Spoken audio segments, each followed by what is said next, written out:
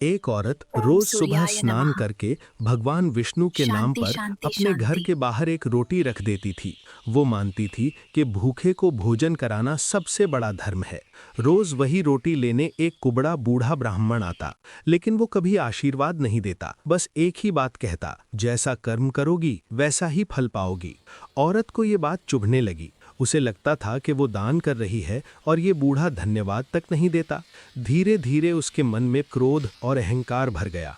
एक दिन कलयुग की छाया उसके मन पर पड़ गई। उसने सोचा, रोज रोज का झंझट खत्म कर देती हूँ। उसने रोटी में जहर मिला दिया, लेकिन जैसे ही वो रोटी बाहर रखने लगी, उसके हाथ कांप गए। उसके मन में आवाज गूंजी, हे नारायण, मैं ये कैसा पाप करने जा रही हूँ। उसने तुरंत वो जहरीली रोटी अग्नि में डाल दी और नई शुद्ध रोटी बनाकर बाहर रख दी। थोड़ी देर बाद बूढ़ा आया, रोटी उठाई और वही कहा, जैसा कर्म वैसा ही फल। शाम होते होते दरवाजे पर जोर की दस्तक हुई।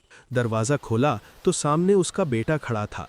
फटे कपड़े, सूखा चेहरा, भूख से बेहाल। वो गिरते गिरते बोला, माँ, आज तो मैं रास्ते में मर ही जाता, लेकिन एक बूढ़े साधु ने मुझे अपनी रोटी दे दी। माँ का कलेजा कांप उठा।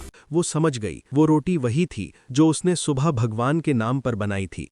अगर आज उसने जहर नहीं बदला होता तो वो अपने ही बेटे की हत्या कर देती। उस दिन उसे कर्म का गूढ़ सत्य समझ आ गया। नेकी हो या बुराई, वो घूमकर हमारे पास ही लौटती है।